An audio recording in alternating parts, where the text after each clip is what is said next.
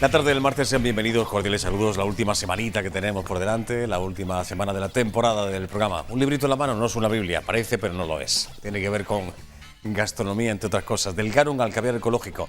De esto lo hablo enseguida, en unos minutos, porque hay otras cosas que contarles. Soy el grueso del pelotón, por decirlo de alguna forma, ya que está en el tour en marcha. Está en la calle, el compañero Juan Domínguez. Hay diferentes cursos de verano, algunos de ellos se inauguraban ayer, otros esta mañana, una exposición, en fin, algunas cositas que contarles. Ayer hubo una jornada, por cierto, ¿dónde la ha pillado? No sé si les han notado o han sentido, como se suele decir, el terremoto de esta madrugada, 4,8 la escala Richter, la zona del epicentro, la isla de Alborán, con motivo de estos sismos, de estos movimientos. Ayer hubo una jornada en el Colegio de Arquitectos de Almería, no pudimos contarlo por aquello del tiempo que tenemos, pero merece la pena rescatarlo porque un señor que se llama Justo Ricomat, arquitecto experto, analista de sistemas de la estructura de edificación, hablaba precisamente de esto, ¿no? El título de la jornada, de la conferencia, vulnerabilidad de las edificaciones en caso de riesgo sísmico. Y estamos en una zona, no por alarmar al personal, pero la verdad que bastante crítica.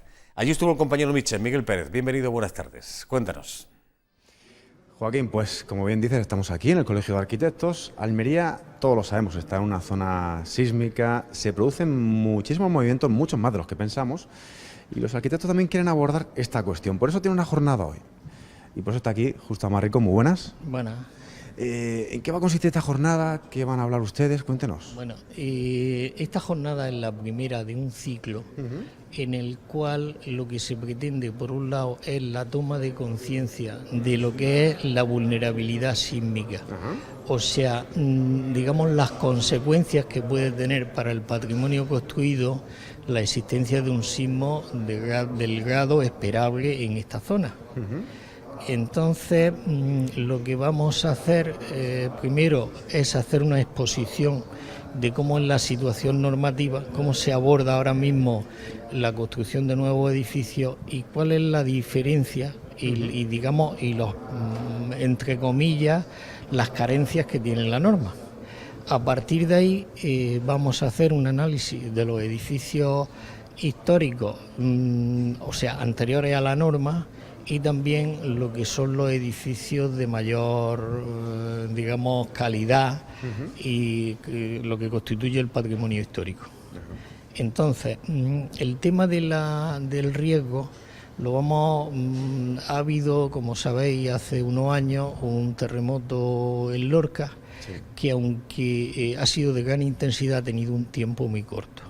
Hay una serie de conclusiones que se han extraído del terremoto de Lorca y nosotros esas conclusiones de alguna manera las vamos a poner en su contexto en el sentido de que aunque el terremoto tiene una intensidad importante, se desarrolla en un tiempo muy corto. Probablemente un terremoto de menor intensidad desarrollado en un tiempo más largo hubiese dado muchos más problemas. Lo digo porque varias de las personas o de los grupos que trataron el terremoto hablaron del buen comportamiento de las estructuras construidas modernamente. Y nosotros eso lo ponemos en cuestión porque aunque solamente uno de los edificios modernos llegó al colapso, sin embargo hubo bastantes daños por desprendimiento de elementos y todas estas cosas. Entonces, aparte de ese repaso a la norma actual y a los edificios construidos modernamente, también analizaremos los edificios hechos con muros de carga y todas estas cosas. Trataremos también la intervención en los edificios, tanto las consecuencias de lo que ahora mismo le llamamos la ITV de los edificios, que entendemos que no aborda determinadas circunstancias que pueden ser problemáticas en nuestra zona y también, sin lugar a dudas, sobre el tema de los edificios históricos. El tema de los edificios históricos, hemos analizado algunas reparaciones que se han hecho anteriormente y entendemos que no se han hecho, o sea, el criterio con el que se han hecho no ha abordado el problema de la sismicidad. Entonces, brevemente, ha habido bastantes intervenciones en edificios históricos en la que se han utilizado digamos, revestir las antiguas bóvedas de piedra con elementos de hormigón armado. Eso es un error porque los edificios en esa zona son muy altos y en el sismo lo importante es no tener mucha masa arriba. Entonces, al final lo que queremos hacer en estas charlas se va a plantear un poco lo que es la cuestión de la normativa, del riesgo, de las condiciones para hacer un análisis detallado. De hecho, mis compañeros me han pasado los planos del Gran Hotel Almería y vamos a hacer una modelización y lo vamos a someter, como si dijésemos, a los esfuerzos de un sismo. Hoy día los programas informáticos nos permiten analizar, darle el acelerograma de un terremoto del que queramos y someter la estructura a esos esfuerzos. Y ver cómo respondería, ¿no? Ver cómo respondería, pero incluyendo, que es una cosa que hasta ahora prácticamente no se ha considerado, la existencia de cerramientos, de elementos de partición interior. Además, con los medios actuales se puede analizar el cómo puede ser la historia en un acelerograma determinado del cómo se va comportando el edificio, porque el edificio, cuando empieza el sismo, tiene una serie de cerramientos y de elementos que, digamos, condicionan su movimiento, y cuando esto va adelante, pues resulta que esos van rompiendo. Y entonces se puede ir viendo perfectamente la fase. Bueno, todas las simulaciones nunca llegan al nivel de precisión de la realidad, pero lo que sí es cierto es que ahora mismo podemos llegar a simulaciones muy precisas. Justo una pregunta, ¿somos moderadamente optimistas o moderadamente negativos en cuanto a la situación actual en Almería? ¿Cómo somos, a grandes rasgos? Yo no entro en el tema de la probabilidad o no. No, por supuesto. Lo que sí creo, y esto lo dije hace bastante tiempo, es que un terremoto de grado 7 puede ser bastante catastrófico en Almería. Bastante, porque también hay que tener en cuenta que ahora mismo el tema del sismo se está empezando a analizar con lo que se llama la microzonificación. O sea, porque el esfuerzo que se transmite depende un poco de lo que tengas debajo, de dónde estés cimentado. Porque tú puedes estar cimentado, nosotros estamos en una zona sedimentaria, la mayor parte de la ciudad, y esa zona sedimentaria, pues probablemente una vez que analizásemos en detalle cómo es su perfil, podríamos, digamos, definir con mayor precisión cuál sería el efecto de ese terremoto. O sea, no solamente la energía, sino el cómo se disipa. No sé si soy demasiado técnico. Totalmente, totalmente claro. Y bueno, para finalizar, lo que se trata es de formar 4 grupos de trabajo. Uno que se especialice en analizar, digamos, la intervención de los servicios de protección y de bomberos y demás una vez producido el sismo. Otro que analizase el tema de los edificios históricos y también un poco el conjunto de la accesibilidad, de la infraestructura y todas estas cosas. Porque ahora mismo se pueden hacer, digamos, simulaciones de cómo se puede comportar un elemento de ingeniería, una carretera o en el caso de tener un sismo de una intensidad media. Una preguntita rápida. Hablaba usted de restauraciones, edificios históricos. Pensamos sin querer todos en el Alcazaba, que hace poco, bueno, no ha tenido las rehabilitaciones necesarias, pero sí ha tenido alguna. ¿A usted qué le parecen, por ejemplo? Yo lo último no lo conozco. Yo, como soy ya muy viejo, no tanto, lo que no me gustó fue la intervención que hizo en su momento. ¿En la muralla con el acero corte, dice usted? No, eso prefiero no comentarlo. No, me estoy refiriendo a la muralla cuando tú vienes el Alcazaba. Básicamente la estructura original son muros de tapial, en el que está mezclado barro con determinados elementos vegetales y demás. Entonces, en los 70 Roberto Puig, creo que fue, e hizo una restauración en la cual le adosó una especie de zona de hormigón. Cuando tú vienes sí, se nota. Cuando se ve desde lejos, sobre todo se nota. El problema de la restauración no es solamente que tú en determinado momento estabilices el sistema, sino la durabilidad. Ajá. Quiere decir, tú cuando restauras un edificio de piedra, ese edificio tiene unos niveles de transpiración y de esto. Entonces, si, digamos, tú le das un producto y cortas la transpiración, pues al final se despegará. Que es un poco lo que la muralla de la Alcazaba. Yo lo que creo es que la Alcazaba necesitaría que se hiciesen, digamos, una serie de estudios, analizándolos no solamente desde el punto de vista estructural, sino lo que parece una tontería, pero puede ser mucho más importante desde el punto de vista de la compatibilidad y los movimientos de los materiales. Estupendo, muchas gracias. Le dejamos que va a empezar esto ya. Muchas gracias. Sí, un poco la taza. No se preocupe usted para nada. Bueno, pues escuchábamos a Justo Rico Amat, que claro, él habla perfectamente y entiende mucho más que nosotros, pero ahora que el lenguaje yo creo que era bastante claro, Joaquín. Ya lo creo que queda claro, aunque no se ha pronunciado sobre ese acero corten, por ejemplo, de parte de la muralla de la Alcazaba, pero sí creo que lo ha dicho muy interesante. Gracias. Esto, como decíamos, se celebró ayer tarde, esta conferencia Vulnerabilidad de las edificaciones en caso de riesgo sísmico en el Colegio de Arquitectos. Gracias, Michel. Les hablaba de un pequeño libro que tiene pinta de Biblia, pero no, Antonio, no, esto no. No eres tú uno de los apóstoles, ¿no? No, además, como te contaba hace un rato, el formato no ha sido para este libro solo, es una colección, que son todos así, ¿sabes? Vale. Colección es de la Corporación Tecnológica de Andalucía. Todos los años hacen un libro dedicado a la innovación que ha habido en Andalucía en distintos sectores. Bueno. Este señor yo creo que ya lo van conociendo, ¿verdad? Hombre, por favor. Hemos visto que las cortinas... entre otras cosas, gastrónomo, flamencólogo, escritor. ¿Tienes publicado ya cuánto? ¿11 libros? El libro debe haber alguno más. ¿Alguno más de 11? Sí, pero sí. Es que ya tampoco llevo una contabilidad así muy... Bueno. Siempre relacionados con el mundo gastronómico, la mayoría de ellos. Bueno, en flamenco también. La mayoría de ellos, alguna en flamenco cosilla. también es alguna cosita.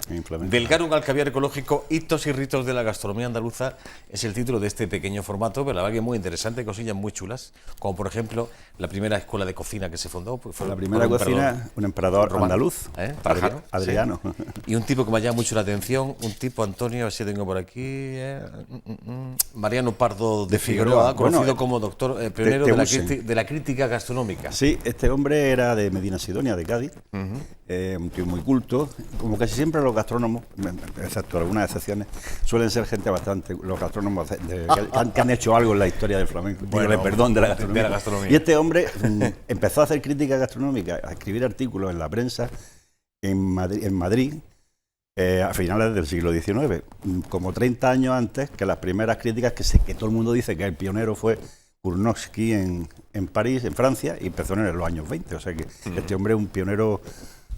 No, pero esto de la primera escuela de cocina me ha llamado mucho la primera cocina, sí, Collegium Cocorum. El Collegium Cocorum. Había todos los oficios, estaba el que se encargaba del fuego, el que se encargaba de la salsa, había una especialización bastante. Esto demuestra una vez más, hay muchos ejemplos, ¿no, Antonio?, de que la gastronomía siempre ha estado, no solamente desde el punto de vista de que hay que alimentarse para sobrevivir, evidentemente, sino el punto de ocio y divertimento que tiene la gastronomía. Cuando ya tienes asegurado el pan de todos los días, se empieza a producir el refinamiento, que la gastronomía es el refinamiento de la cocina. Muchas veces se utiliza gastronomía como sinónimo de cocina, pero no es lo mismo. Claro. Una cosa es alimentarse y otra cosa es refinar como placer la comida. Es otra época, pero lo de la Revolución Francesa, la verdad es que habría que agradecerle sobre todo que existiesen los primeros restaurantes, ¿no? Sí. Los cocineros de los reyes franceses, en paro, empezaron a montar pequeños locales para que la gente fuese a comer. Ese fue el origen de la alta cocina, digamos, ¿no? Porque mesones para comerse hay unos huevos y tal, había toda la vida y se come por las calles y se sigue comiendo, ¿no? Pero se hicieron eso, lo que es un restaurante propiamente dicho, con su carta, donde está la oferta de todos los platos, la carta de vino, eso es lo que no había antes de... Se puede imaginar uno, el tío que le cocinaba a Luis XVI se quedó de pronto tío en el paro. Sí, si no se lo llevaban a rebanarle el pescuezo como al jefe. La cabeza. Sí. Bueno, del garum al caviar ecológico. Vamos a recordar, si te parece bien, Antonio, esto del garum, que es algo que hemos escuchado muchas veces, en algunas ocasiones, creo yo que quizás han escuchado, pero no sabemos muy bien. Hablamos de una salsa que de origen romano, incluso estábamos hablando tú ya hace un momentito, incluso de origen griego. Sí, posiblemente porque la palabra garum viene del griego clásico gara, que es caballa. Es una salsa que se hacía con pescados azules, básicamente, ¿no? Había varios tipos. En unos casos se utilizaba el pescado entero, pescados pequeñitos, siempre azules, porque son más fuertes de sabor. Y el más lujoso, el que más dinero valía, era el que se hacía con el atún. En este caso ya no se echaba el pescado entero, sino el corazón, el hígado, en fin, las vísceras. Las vísceras del atún. Y aquello se dejaba con sal durante 2, 3, 4 meses y iba como rezumando un líquido que era lo más caro. Luego lo que quedaba dentro hacían un garum más baratito luego, ¿no? Vale. Y lo usaban para todo, macho, más que el casu hoy día. ¿Sí? Sí, era una cosa tremenda. Uno puede imaginar, eso lo voy a decir, imagínense, ¿no? Ese tipo de pescado, lo que hoy podríamos llamar, no morralla, pero en fin, era un pescado de gran, pescado más bien pequeño, de gran valor y azules, nutritivo, sí. Bueno, nutritivo, sí, porque los azules tienen mucha grasa. Sí. Pero me refiero a las vísceras de esos pescados, la cabeza y demás, ¿no? Sí. Durante un tiempo en sal va escurriendo y el líquido que va soltando... El líquido ese era el más caro, el licuamen. Ese es el garum. Y luego el otro garum más bastito para aprovechar el resto. Y era una de las exportaciones básicas de toda Andalucía. Hombre, también Cartagena y tal, pero vamos, toda la costa del sur de España eran exportadores de garum, que era un producto caro. Junto con aceite y vino, que se mandaba muchísimo aceite y vino a habría que probarlo, Antonio, a Roma. Así a bote Mira, pronto. hay ahora mismo, que se cita ahí en el libro, hay ahora mismo 2 grupos de investigación de la Universidad de Cádiz y del CSIC, investigando precisamente en unos yacimientos que hay en la costa de Cádiz, en Bailo Claudia, donde están allí las pesquerías, las balsas de salazones, y se hacía garum. Entonces están investigando sobre eso. El sabor que creo que lo tener sabremos. Aquello, ¿no? Hombre, pues salado, por supuesto, sí, y un sabor fuerte, no sé, como esas salsas que hacen a veces en los países del sureste asiático, que es una salsa de pescado muy fuerte, que eso lo añaden a todo. ¿Te has probado la salsa de ostras alguna vez? Sí, y que le meten también anchoa a la salsa. Son en sabores fuertes. Hombre, que no solo echas puro, sino que mejor lo mezclaban. Los romanos lo mezclaban con vino, con vinagre, solamente, con agua. Claro. El hidrogarum, el vino garum. Fíjate, había una serie de mezclas. Y juegas con un salto, en fin, aparte de diferentes capítulos, un salto en el tiempo de ese garum griego-romano o romano-griego al caviar ecológico que se está haciendo hoy en día. El caviar ecológico ha sido el primer caviar ecológico que se ha hecho en el mundo, que se ha hecho en Río Frío, en la provincia de Granada. Ahora hay 3 factorías de caviar ecológico en el mundo. Hay una en Navarra y otra en Canadá. Pero la primera... ¿Te has probado? Sí, claro, yo hice el primer caviar de Río Frío. Junto con Fernando Córdoba, del Faro del Puerto, en el 98 hicimos ante las cámaras de televisión. Entonces no estaba Interalmería, pero estaba Canal Sur, Canal Plus, en el 98. Canal Plus, Telecinco, estuvieron todas las televisiones en Río Frío y ante las cámaras hicimos los primeros 100 gramos de caviar que se hicieron en Río Frío. ¿Y qué tal? ¿Cómo está eso? Está fantástico. Yo es que soy un enamorado del caviar. Yo también. Sí, aunque se sucede a mí. No, sucede no. ¿Cómo que no? No, a ver, como dice, me gusta el jamón ibérico y dice, pues come jamón yo, pues no es lo mismo. Pues no es lo mismo, pero bueno, pero hombre, comer hay que comer. Pero el acceso al caviar es muy caro. El salvaje, digamos, casi no queda. Que te dan a catar, fíjate. Bueno, el de Río Frío, el más barato vale a 2 euros el gramo. O sea que, 2 euros el gramo. Sí, 2.000 euros kilo. 2.100 euros kilo. ¿Qué te parece?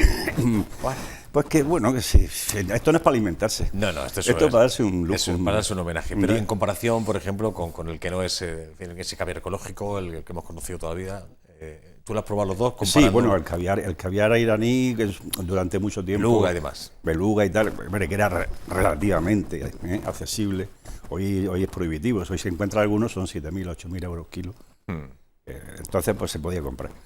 Bueno, pero tienes, por ejemplo, un producto como el jamón, que también es prácticamente andaluz, el jamón ibérico de bellota criado en dehesa. Hay una serie de circunstancias que prácticamente, hombre, salvo Salamanca, pero todo y Extremadura. Pero vamos, en esta zona, eso sí, otra salazón y no es tan cara. Claro, efectivamente. Y es otro de los grandes avances que se hicieron también hacia este es uno de los 16, hitos, 17, ¿no? A los otro de los hitos ¿no? importantes, Claro. Sí. O los vinos de Jerez, que tienen una forma de elaborarlos única en el mundo, unos sistemas esos de soleras y criaderas con el velo de floita, que prácticamente... Y luego están también en un capítulo pues, la agricultura intensiva almeriense, que es completamente innovadora. La prueba es que se está exportando el modelo a muchos sitios. Hay una anécdota muy graciosa que me contó hace muchos años un ingeniero agrónomo mexicano que vino a las primeras Expo Agro Almería hace 15 o 20 años y decía que él había montado un invernadero como los de Almería allí en la Universidad de Guadalajara, una universidad enorme, había 400.000 alumnos, había una universidad salvaje. Fíjate. Y un compañero suyo, ingeniero también, había hecho otro invernadero como los que hacían en Estados Unidos, en California. Y parecía que el de Almería parecía muy vasto y se reían de la edad. Dice, vino una aventurera tremenda y se llevó el californiano y el de Almería se quedó intacto. El sistema barral es importantísimo. Bueno. Y bueno, hasta llegar a la luz esta comestible de nuestro amigo Ángel León. El chef del mar, este gaditano que Sí, no, es una historia, más cosas de las que nos creemos. Lo del plancton es una gran aportación al mundo de la gastronomía. Es muy bonito. Eso quizá con el paso de los años nos demos cuenta, ¿no? Muy bonito lo que ¿Te gustaría probar esto alguna vez? Tú no sé, tú la Bueno, aquí Ángel León, el plancton sí lo trajo una vez. ¿Sí? En el último curso de verano que yo dirigí en la Universidad de Almería, ya hace unos años, hace 8 o 9 años, él trajo como primicia, que la acababa de presentar en Madrid Fusión, trajo un tarro de plancton, hizo para todos los alumnos un arroz y se puso completamente verde y con un sabor a mar impresionante, con unas pocas cucharadas hizo un arroz allí para... Hombre, éramos 50, por supuesto como unas 15 personas, porque una cucharada cada uno. Ya ves. Y se probó allí. Saborazo. Aquí en Almería se probó como primicia el arroz con plancton. Como cuando te comes una ostra que te estás comiendo un trozo de mar, sí, ¿no? sí. Y además le da un color muy bonito al arroz, es un verde precioso. Porque me parece algo muy innovador, un hito. Él no paró, en el año 2004-2005 ya sacó, que después no se aplicaba a la gastronomía, a la cocina, pero sí sacó un aprovechamiento de los ojos y las escamas de los pescados, en una investigación que hizo con una beca no de Andalucía, sino de Castilla-La Mancha. Y esa innovación se la regaló a una ONG para los niños, para que le llevaran proteínas baratas a los niños. Hemos hablado de algún hito. Y cuéntame algo sobre los ritos de la gastronomía andaluza. Bueno, los ritos se basan también bueno, por un lado la enseñanza, que también aquí hubo, en tiempos romanos hubo grandísimos escritores de agricultura que fueron muy innovadores, andaluces, como Columela. En la época árabe hubo un tratado de la Escuela de Córdoba que se estuvo utilizando hasta el siglo XIX, todavía, traducciones al italiano, al francés, un montón.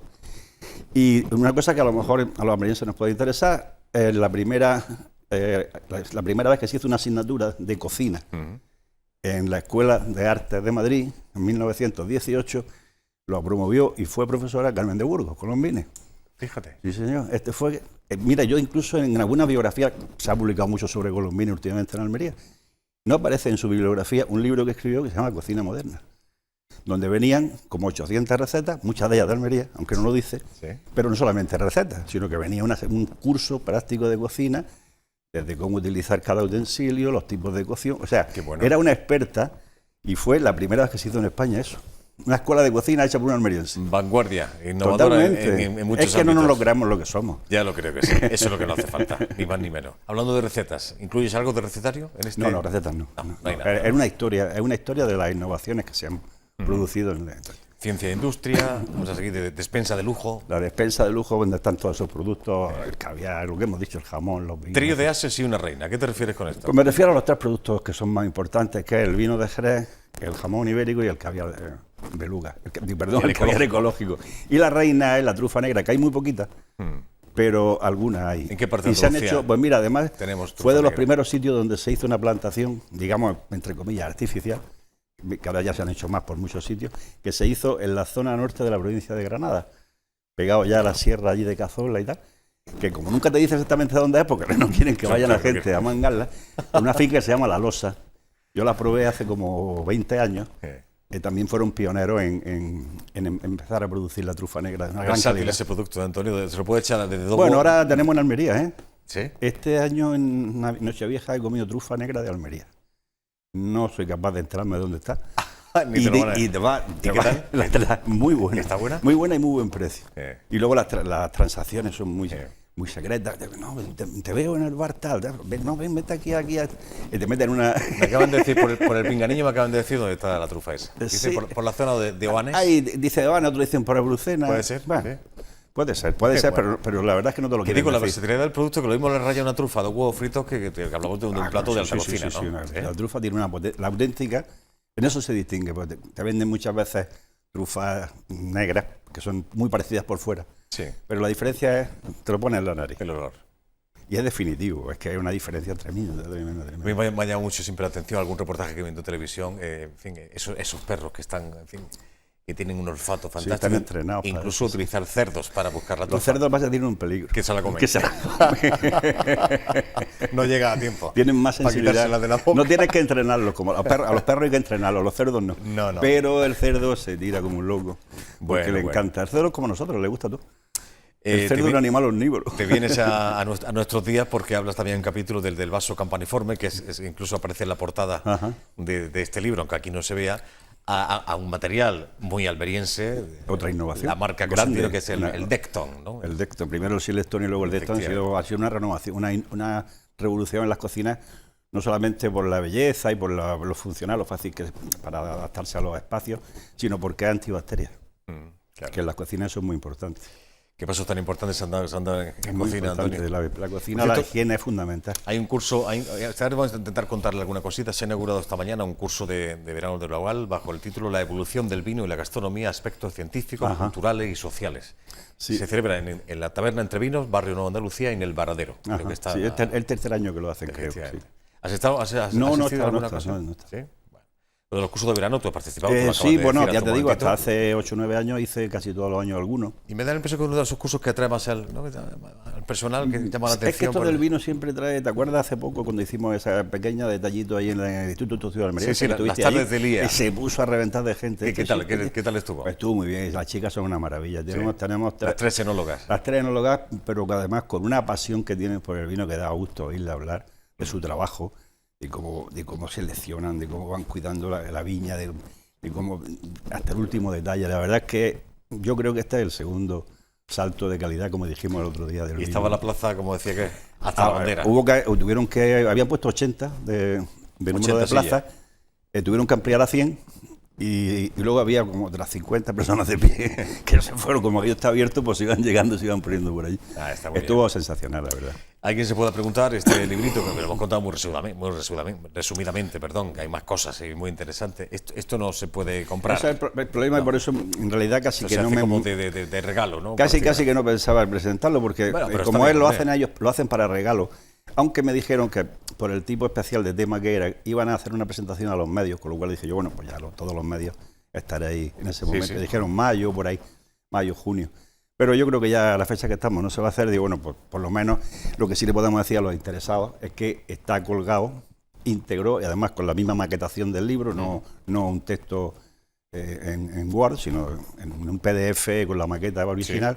Y simplemente entras en la página de la Corporación Tecnológica de Andalucía o pones el título del libro, Y del aparece. Garum al caviar ecológico. Y te Del aparece de Garum al momento, te caviar lo puedes ecológico. descargar gratis completamente y enterito. Lástima, bueno, que es muy bonito. A mí me No, gustan pero los está chulo, libros, está chulo. me gusta tocarlos y el papel que Vamos, tiene, un ¿no? libro de bolsillo. Un papel ¿no? estupendo que tiene. ¿eh? Tú también eres ya que te tengo aquí, Antonio, ¿tú también eres de los que cuando llega el verano deja de comer potaje?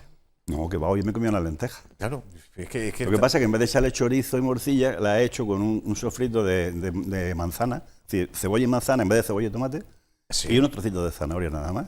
Sí, Al o sea, estilo indio. Sustituyes el El tomate. tomate por manzana rallada. ¿Por la manzana? Y un poquito de curry, y está buenísimo. Qué bueno esto, oye. Y pero- eso ligerito. Yo estoy ahora, desde aquí, cuando salga aquí, voy a merendar.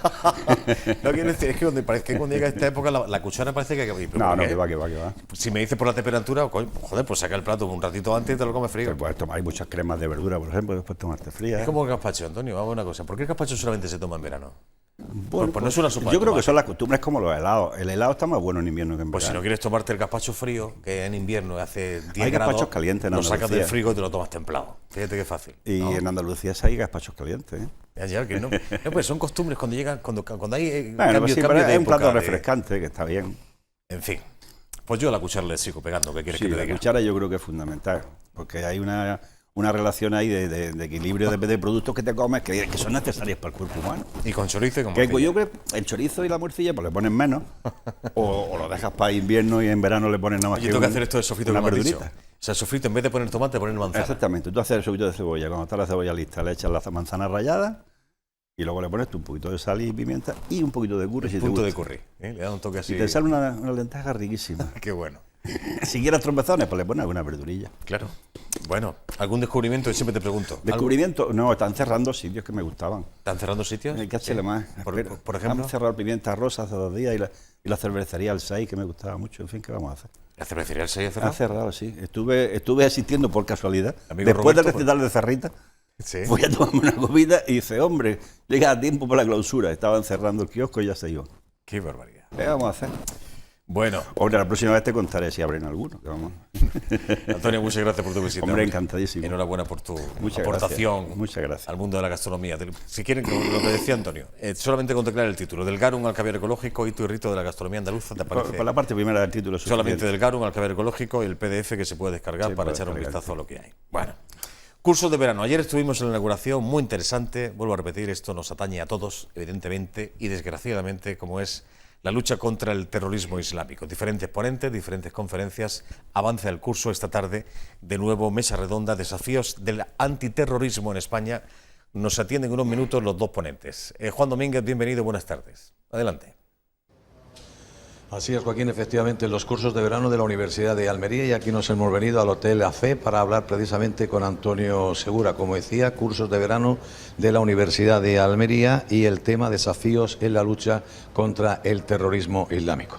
Antonio Segura, muy buenas tardes. Hola, buenas tardes. Bueno, en principio felicitaros porque creo que están siendo un verdadero éxito y lo demuestra lo que aconteció precisamente en este mismo lugar en el día de ayer, ¿no? Sí, el día de ayer fue un día con bastante éxito, tenemos cerca de 60 asistentes al curso y la verdad es que hemos conseguido algo que en muchas ciudades es difícil de conseguir, que es que se interese la gente por el tema del terrorismo a nivel social, no solo a nivel Fuerzas de Seguridad del Estado o a nivel de las Fuerzas Armadas, sino que además se nota que la sociedad está preocupada por el fenómeno, ¿no? Por el fenómeno del desafío terrorista. Antonio, ¿a qué responde o cómo responde el perfil precisamente de los asistentes concretamente a este curso? Bueno, tenemos un porcentaje... gente muy joven, ¿eh? Sí, hay gente joven, hay alumnos, hay alumnos de la universidad, pero hay un porcentaje de personas que pertenecen a Fuerzas de Seguridad del Estado, incluso a las Fuerzas Armadas, y hay ciudadanos que no son ni una cosa ni de otra, pero se interesan por el... Están interesados en el... Claro, están interesados en lo que es en el futuro que nos espera respecto a todos los temas relacionados con la seguridad. Al final es un problema que atañe a todos. Afecta a todos, efectivamente. A todos y a todos los países del mundo prácticamente. Cuéntanos la programación precisamente para el día de hoy. Bueno, ahora mismo hay una mesa redonda que yo creo que Ha empezado a las 6:30, ¿no? A las 6:30, una mesa redonda que tiene un gran contenido. No por primera vez, pero realmente a nivel público sí hemos sentado a las Fuerzas Armadas, representado por un coronel del Instituto de Análisis Estratégicos del Ministerio de Defensa, a la Policía Nacional, unidades centrales, y a la Guardia Civil de las unidades centrales. Hemos sentado a las 3 fuerzas de seguridad de alguna manera, y lo que se trata en esa mesa redonda, pues, se trata sobre todo cómo se coordinan, cómo es esa coordinación que se puede hacer, y además esa coordinación hablándolo a nivel público, donde se expone realmente lo que es esa necesidad que existe de entenderse y que muchas veces por recelos y por problemas de otra índole no consiguen entenderse, ¿no? O al menos esa es la imagen que se da desde los medios, que posiblemente se entiendan, ¿no? Pero la imagen que genera es otro tipo de... No existe ese entendimiento. Claro, que no existe ese entendimiento, ¿no? Eso es en vivo y en directo en este momento. A ver si que nos abre la puerta y podemos ofrecer unas imágenes precisamente, a ver si podemos del salón donde se está celebrando. A lo largo del día de hoy, el resto de las actividades, Antonio. Sí, con la mesa redonda finalizamos y mañana tendremos... Hoy, en el resto del día de hoy, ¿qué podemos bueno, sí, lo que es esta mañana hemos tenido... Desde primeras horas de la mañana. Hemos tenido el análisis del coronel Ignacio Fuentes Cobo, un coronel experto en misiones internacionales y que nos ha hecho el análisis de cómo está el yihadismo en el norte de África. Luego hemos hecho la exposición de Santiago Pradillo, que es un comandante de la Unidad Central de la Guardia Civil, donde ha expuesto todo lo que son los recursos y cómo se está luchando desde la Guardia Civil contra el yihadismo, ¿no? Aquí en España. Y bueno, y luego desde las 4 hasta las 6:30 hemos tenido al inspector López Gómez Greco, que es especialista de la Unidad Central de la Policía Nacional de Información, experto en la zona sur, y nos ha explicado también cómo combate la Policía Nacional todos estos fenómenos, ¿no? Mañana tenemos también un día muy interesante porque tendremos al compañero Bruno Cardeñosa de La Rosa de los Vientos, director de uno de los directores y de Onda Cero. El programa de Onda Del Cero, programa- compañero de Onda Cero. Claro, de compañero de Onda Cero. Y que va a ser muy interesante porque tiene una visión, tiene muchos colaboradores que han colaborado con el CNI, en fin, puede dar un enfoque bastante interesante. Una última Y pregunta. Ignacio Zembrero es corresponsal del país en Oriente Próximo. Una última pregunta. Mañana estaremos, si Dios lo quiere, por aquí. Antes de despedirte en el día de hoy, cada día me pregunto cómo se puede combatir un terrorismo en el que los propios terroristas están dispuestos a morir. ¿Entiendes la pregunta? Sí, hombre, por supuesto. Porque yo mañana me pongo un cinturón, me voy a un centro comercial y ¿quién puede evitar eso? Es el momento quizás de involucrar a la sociedad civil, a la sociedad, y que la sociedad se conciencie, que la sociedad tenga capacidad de detectar en un momento dado, que tenemos el aprendizaje de otros países que les ha cogido por sorpresa. Nosotros estamos posiblemente 5 años por debajo todavía de lo que está por venir, que tengamos una sociedad madura para reconocer los fenómenos de radicalización más cercanos que tengamos y podamos sobre todo aportar, porque no todo puede caer en el peso de la Fuerza de Seguridad del Estado. La sociedad tiene una responsabilidad hacia el futuro y hacia lo que posiblemente esté por venir. Completamente de acuerdo. Antonio Segura, enhorabuena por la rabiosa actualidad precisamente de estos cursos, también por la categoría de los invitados que habéis traído. Si mañana el director y presentador del programa lo estima oportuno, por aquí andaremos, ¿de acuerdo? Muchas gracias. Muchas gracias. Muchas gracias. Joaquín, pues primera de las visitas de esta tarde, en Abierto al Atardecer de Interalmería Televisión. En unos instantes vamos a continuar precisamente hablando de los cursos de verano, pero en otra modalidad absolutamente distinta. Así es, 2 más que se han inaugurado esta mañana, una tiene que ver con el liderazgo y otra, lo comentábamos con Antonio hace un momentito, Antonio Zapata, la evolución del vino y la gastronomía. Gracias, Antonio, uno de los coordinadores del curso junto con Javier Pajarón, la verdad que es muy interesante, es algo que, bueno, pues nos afecta a todos, queramos o no, así es, la lucha contra el terrorismo islámico. En media horita, 25 minutos exactamente, si no se retrasa el inicio del espectáculo, aparece en escena este señor, es la compañía Daniel Doña, Nada Personal, el título del espectáculo que trae Almería, y podemos decir que es el inicio de una nueva edición del Festival Flamenco, que alcanza ya 51 años, nada más y nada menos. Vemos un pequeño fragmento del espectáculo, se va a celebrar, por cierto, en el Museo de Arte Doña Paquita, y a la vuelta de publicidad creo que nos atiende unos minutos. Enseguida se lo contamos. Hasta ahora.